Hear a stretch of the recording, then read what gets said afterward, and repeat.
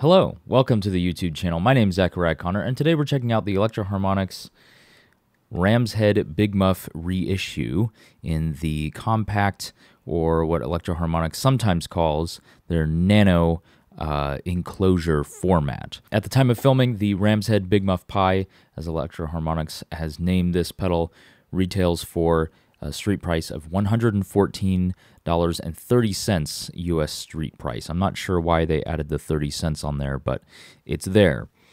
This, of course, is a reissue in a compact format, of course, not the whole big box size, of the version 2 Big Muff.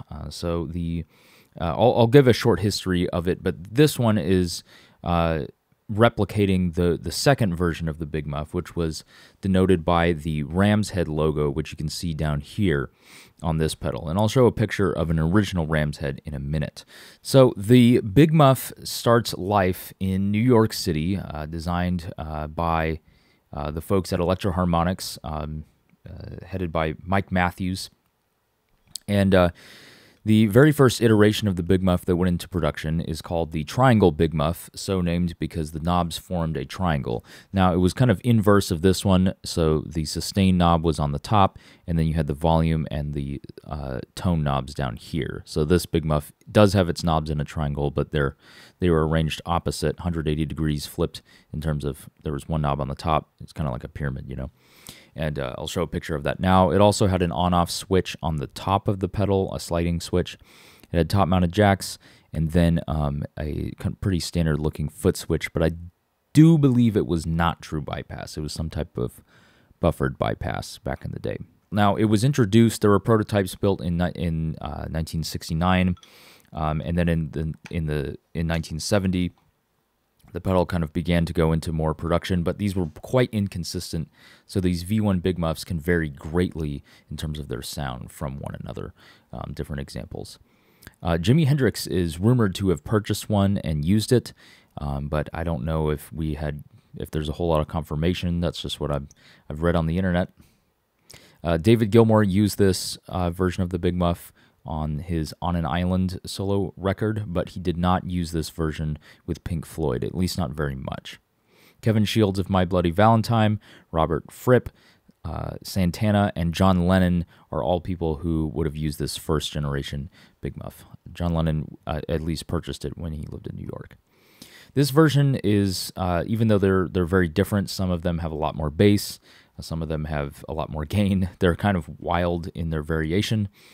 But generally, if you had to generalize them, they have a big bass, a smooth but defined treble. They're quite scooped.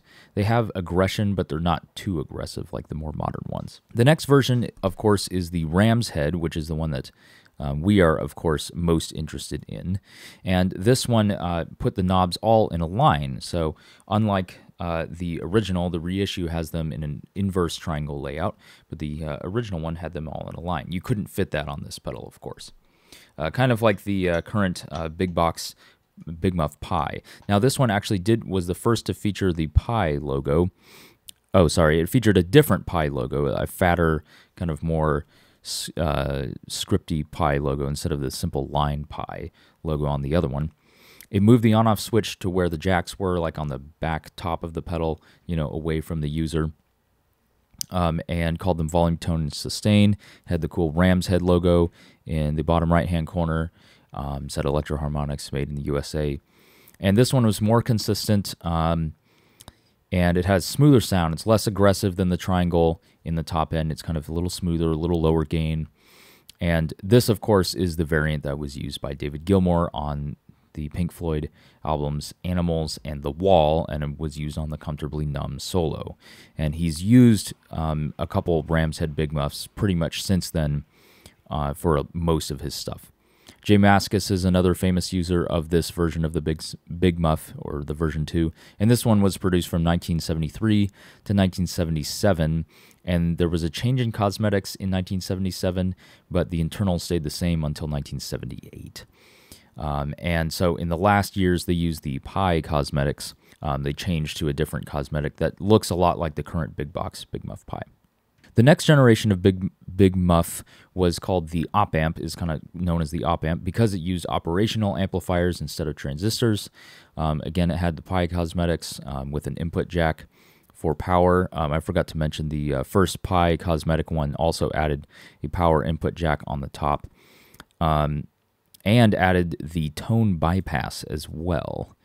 So you could bypass the tone control. And so the op amp one had retained the tone bypass feature and power input jack instead of just a battery, but it didn't have an LED yet either. And this one, because of the op amps used in it, it has more mid-range, more of a distortion type of sound. It's chuggier. And this, of course, is famously used by Billy Corgan of the Smashing Pumpkins on the album Siamese Dream. And Billy Corgan's effect on the op amp Big Muff is so strong that the reissue, the nano reissue of the op amp Big Muff, is orange in his honor, or in honor of the Smashing Pumpkins. Pumpkin, orange, you know, that type of thing. Now, this version was produced from 1978 until 1984 when Electro-Harmonix went bankrupt. Mike Matthews left the U.S. and went to the Soviet Union, or the USSR, in 1984 and started a brand called Sovtek, or Soviet Technology. And this would become quite legendary as the Sovtek MiG amps, as well as the next generation of Big Muffs. So this is a new era for Electro-Harmonix. And the first pedal that was produced in the Big Muff range in the Soviet Union was the Red Army Overdrive. That's what it was called at first. And then they later called it the Civil War Big Muff after that, and it was called the Civil War because it had a gray and navy enclosure, kind of like the uniforms of the soldiers in the Union and versus the Confederacy in the U.S. Civil War. So it was named that because the colors reminded him of the Civil War. These Russian-made Big Muffs have some of them, they have different knobs. They have a very beefy enclosure. It's very thick. They look like military equipment. And the foot switch was very different. They have these really large foot switches. That's kind of interesting. They added an LED for the first time. And the Red Army Overdrive, or the Civil War, is characterized by being less saturated, having more mids and treble, while also being, less aggressive. And this version actually has a lot of famous users. Thurston Moore from Sonic Youth, Jeff Tweedy from Wilco, Peter Buck from REM, all of these guys, coming up in the 80s and 90s, right? They bought their Big Muffs in the 80s, or very early 90s when they were, young and, buying pedals. David Gilmour, of course, being the Big Muff connoisseur he is, purchased one. John Fogerty is a collector of these era of Big Muffs as well, which is kind of interesting. I didn't really peg him as a Big Muff guy, but I guess he likes them. The Civil War Red Army Overdrive was produced from 1991 to 1993, and it was called the Civil War one after, or it was called the Big Muff again after 1991. So it was called the Red Army Overdrive in 1991, and in 1992 they called it the Big Muff Pi once again, and this is the Civil War Big Muff Pi. Next, in 1994, this is probably the Russian Big Muff that most of us think of. It's the green Russian Big Muff, and this has a very, it looks like a landmine type of enclosure or a ammo case. It has the knobs in a triangle layout, just like the Civil War Big Muff, but it's in a green enclosure. It says Electro-Harmonix and Sovtek, and then it has some stuff in Russian, which is crazy. Again, the huge giant foot switch with the LED. It says distortion, volume, and tone. And that's interesting because, all the Russian ones say distortion, but the previous ones said sustain. So that's kind of an interesting thing to note. And this one is quite familiar to fans of the Black Keys and Dan Auerbach because he is the highest profile user of it. This one has less bass. It has a very warm top end, so it's a very warm sounding Big Muff. And also Robin Fink from Nine Inch Nails is also known to use this one as well.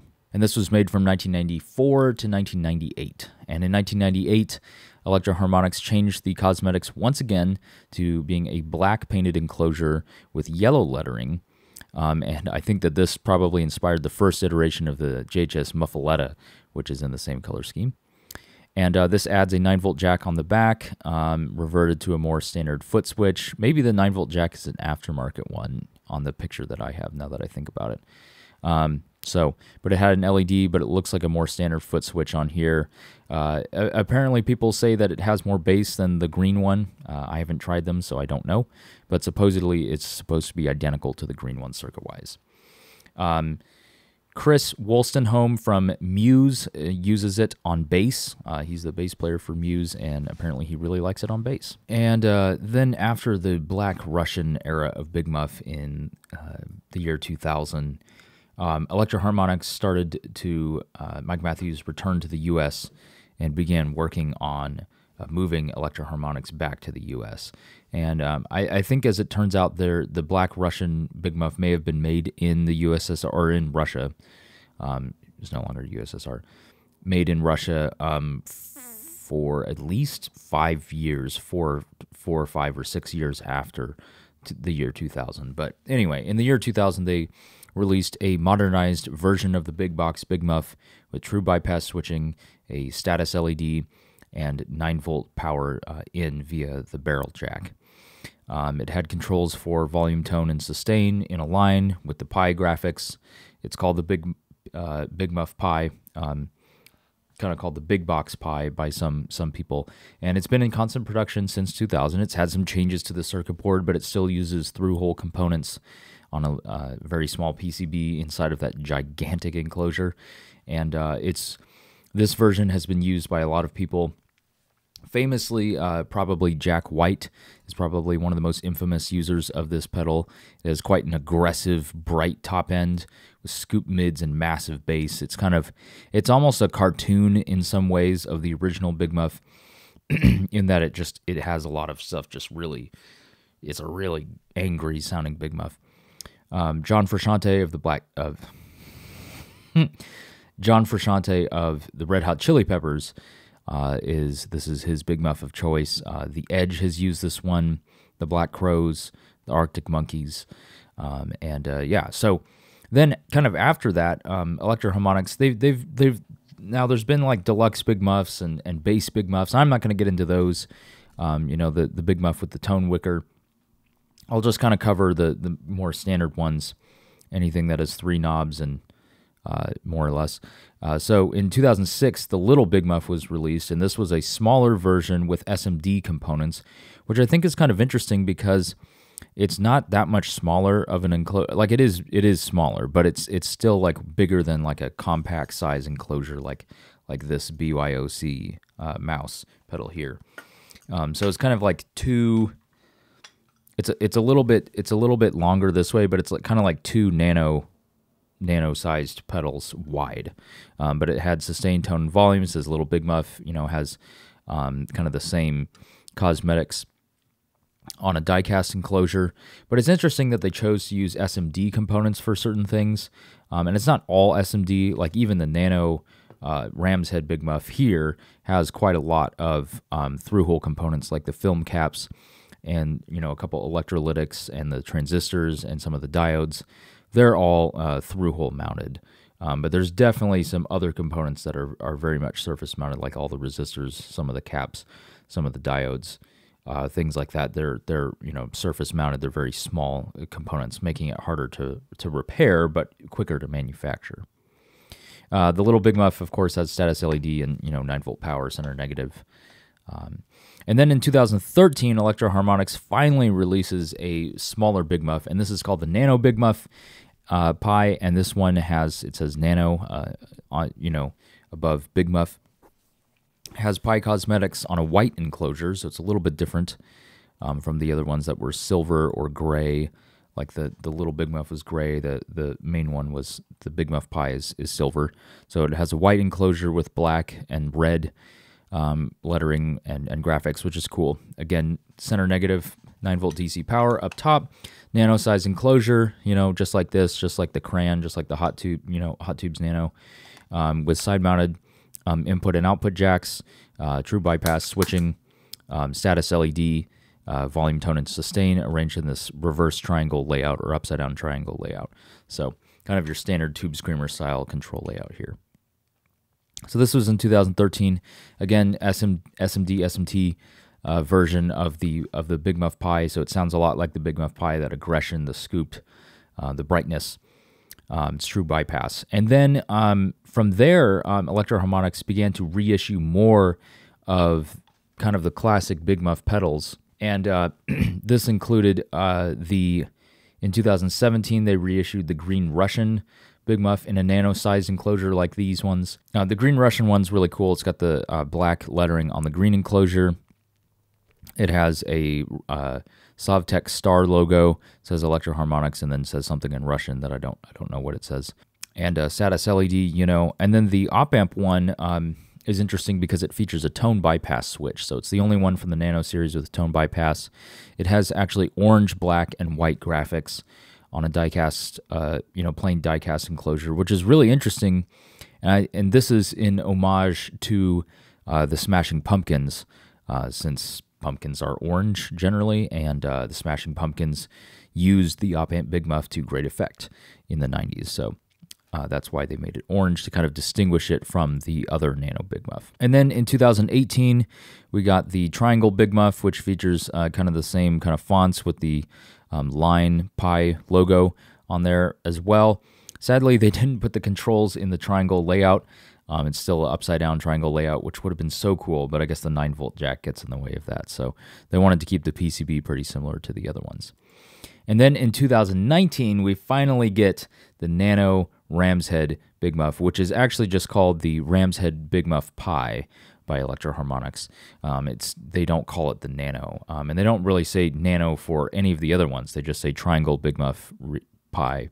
I think people would love to see if possible, a part-for-part through-hole constructed large box Big Muff reissue, in the actual Ram's Head, op-amp and Russian format. Of course, that would be difficult sourcing those enclosures and adding this, the on-off switches, all of that business, but I think it would be kind of cool. So anyway, this came out in 2019. It features SMD components, surface mount.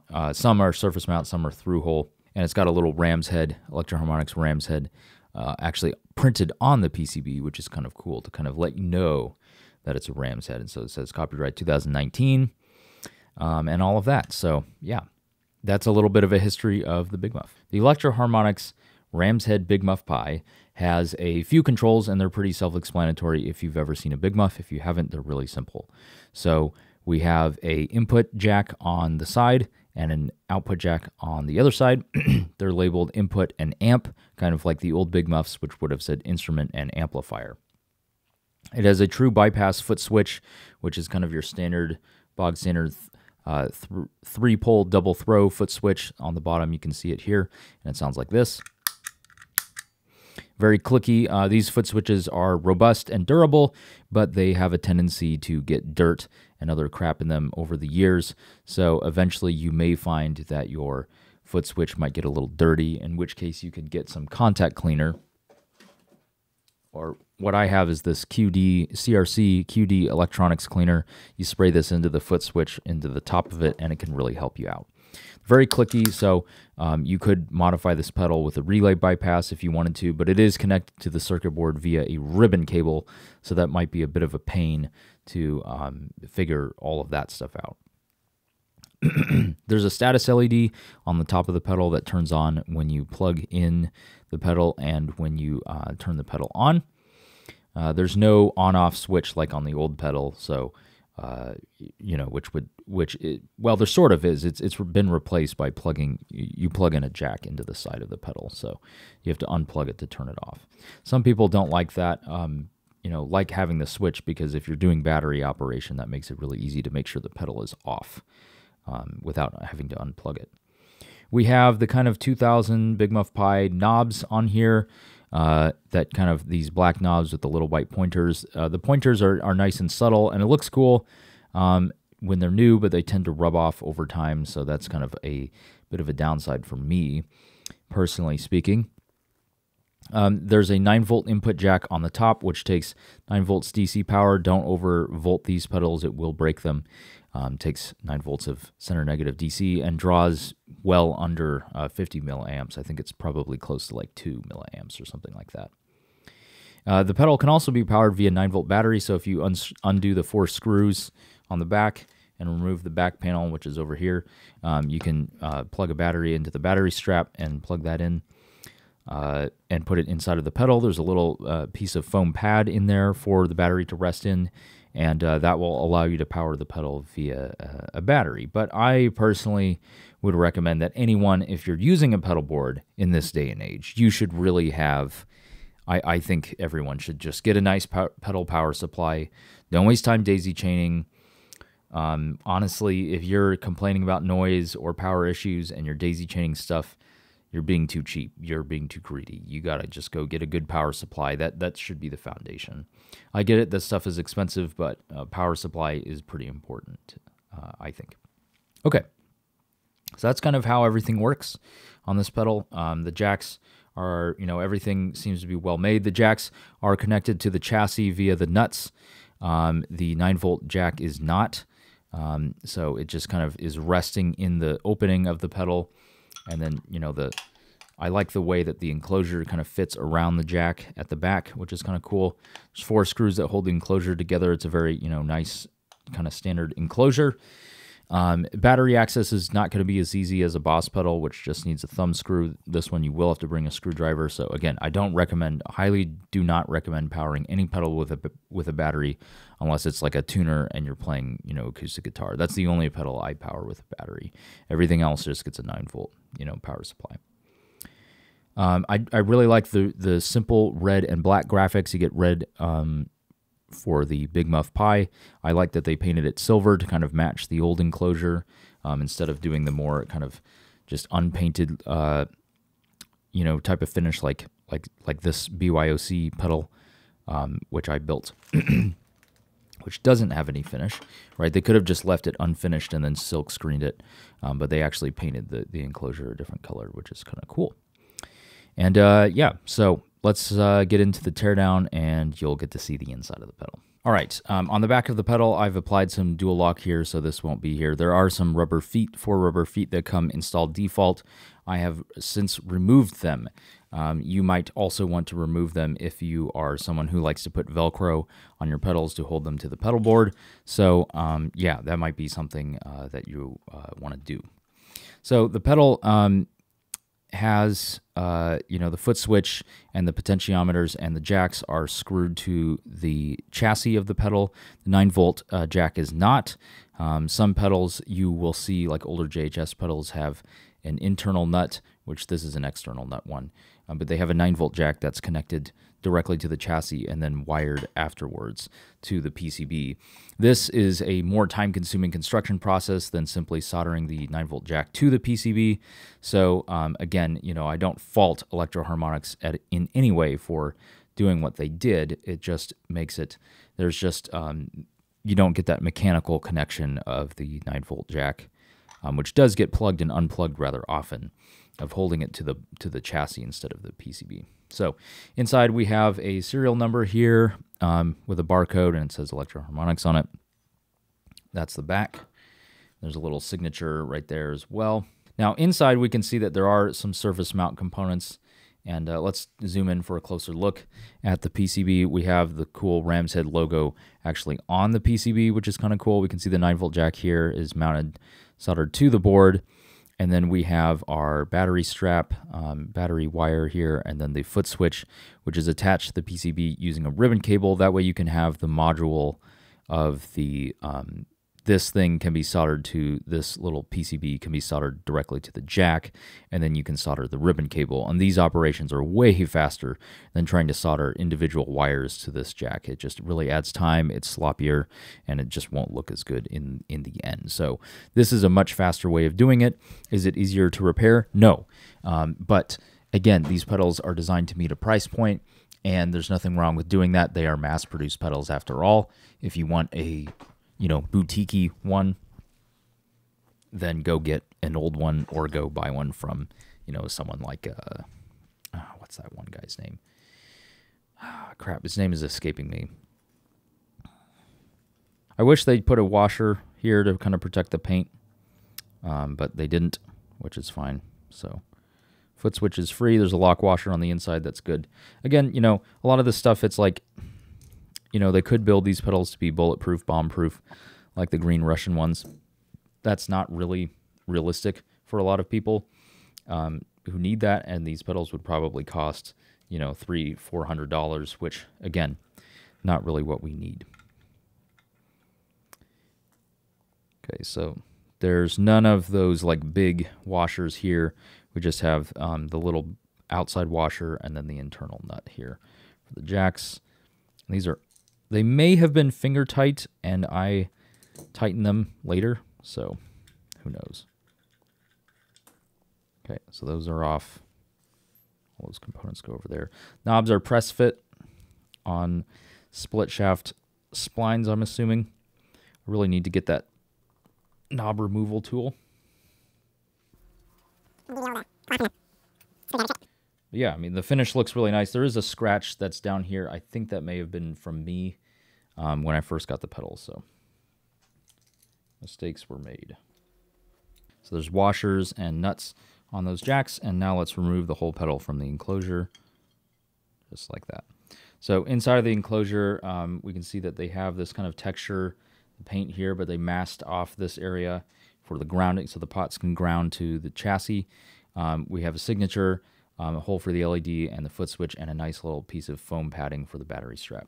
So the enclosure by itself is going to kind of look like this, with a slot for the jack holes, 9 volt, you know, potentiometer, foot switch, and LED.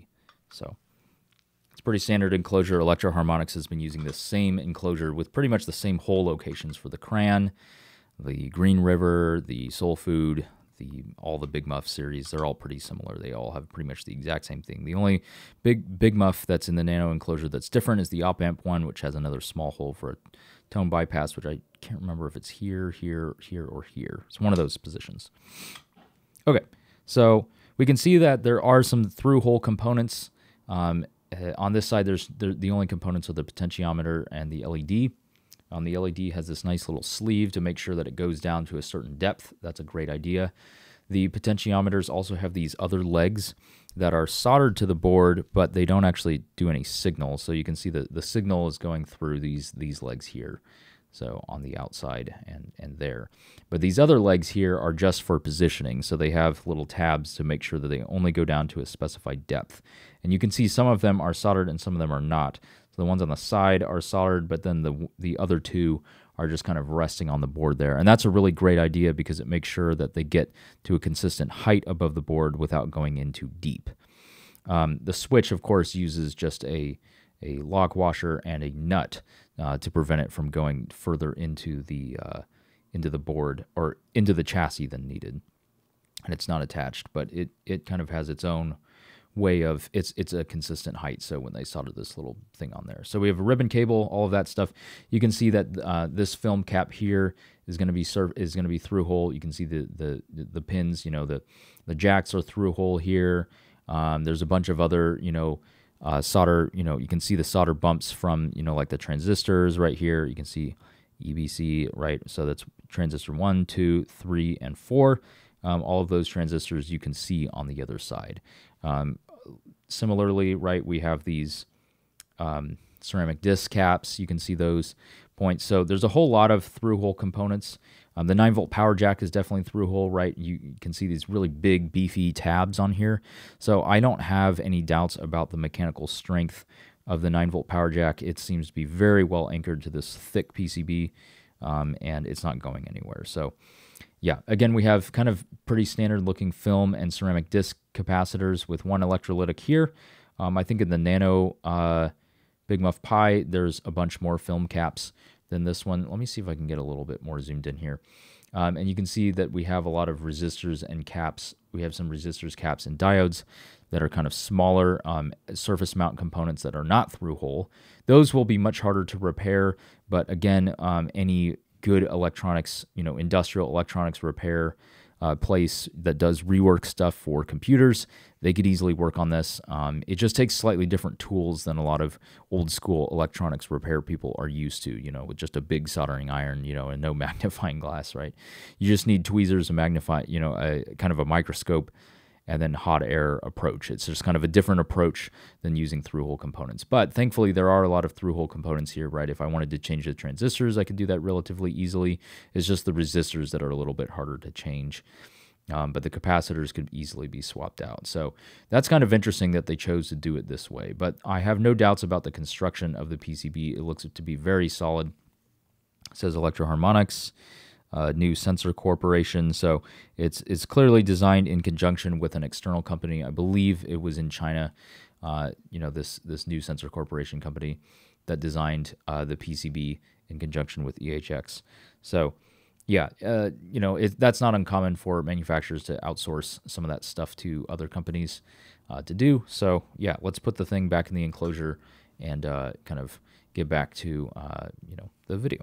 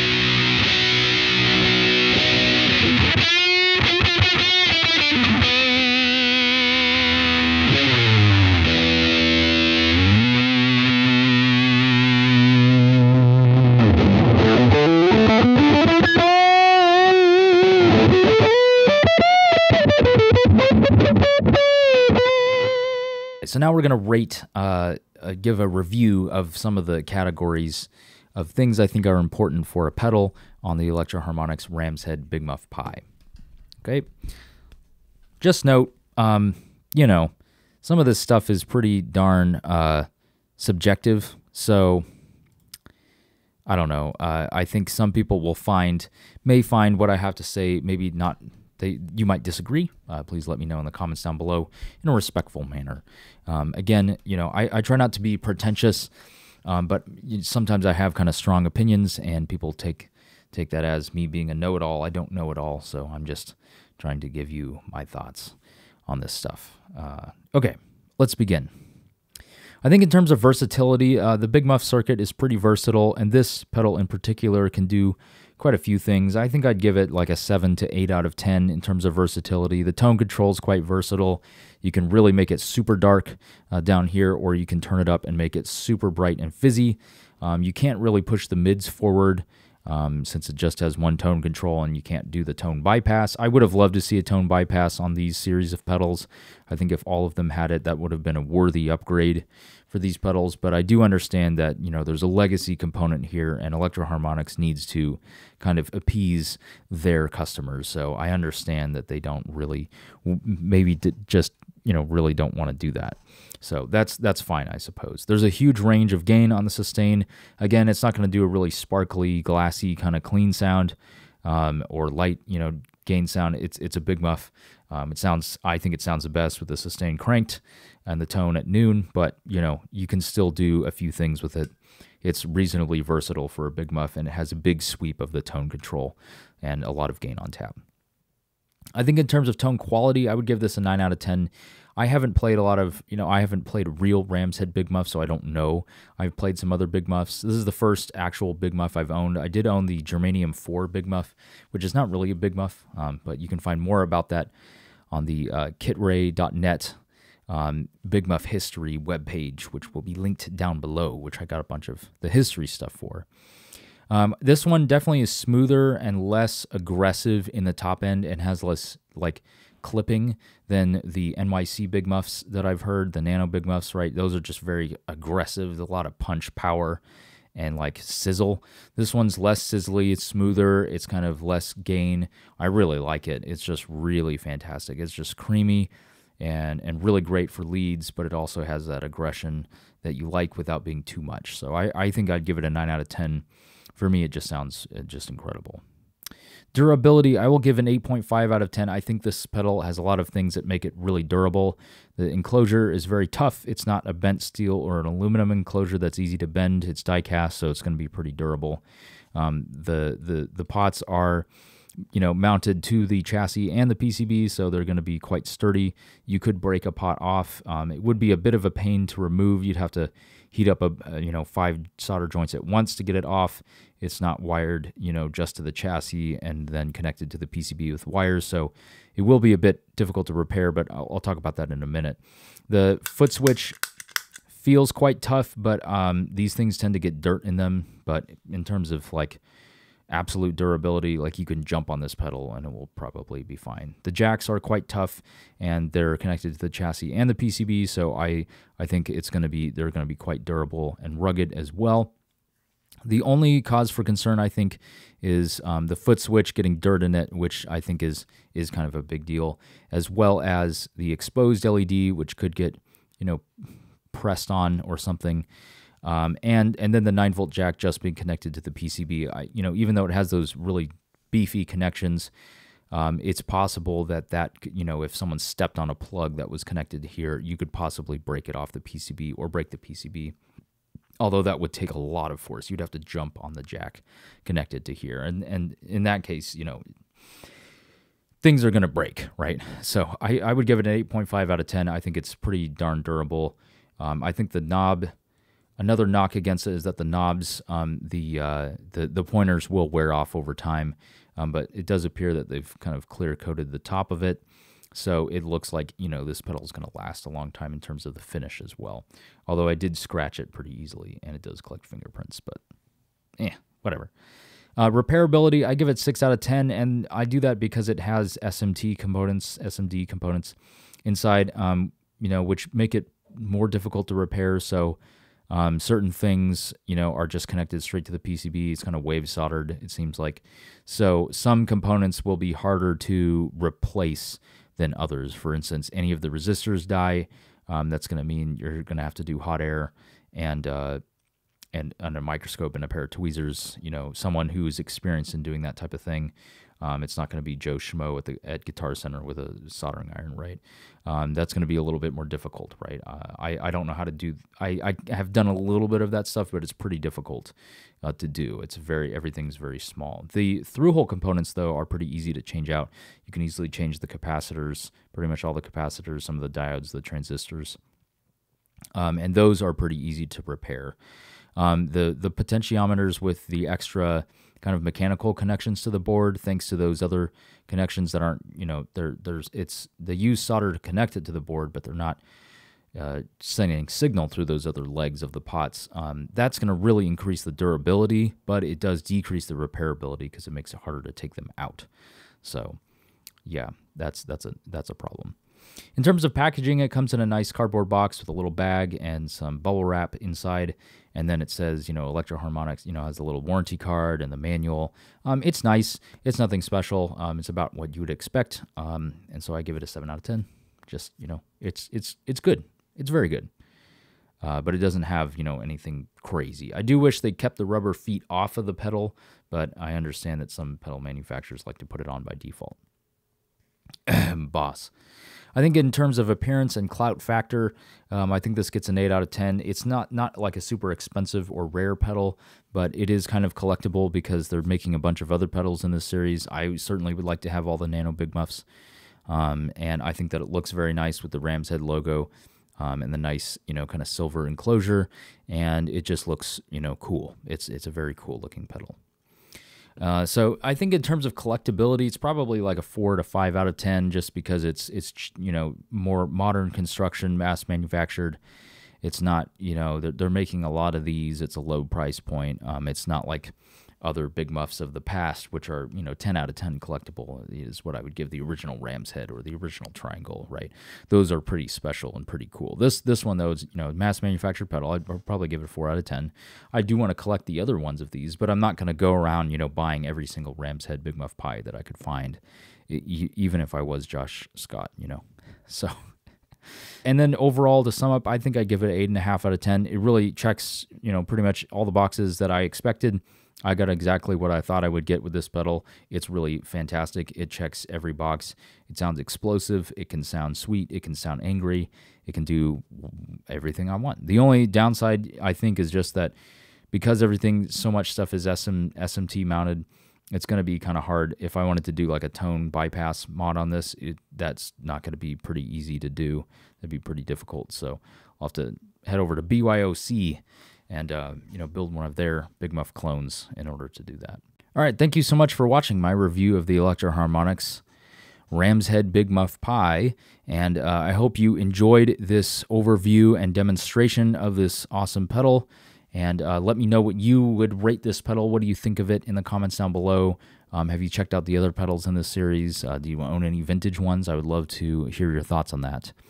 I think, you know, to sum up, this is a great first Big Muff for anyone who wants to get into it, especially if you're a Pink Floyd, David Gilmour fan. That's kind of why I got this version.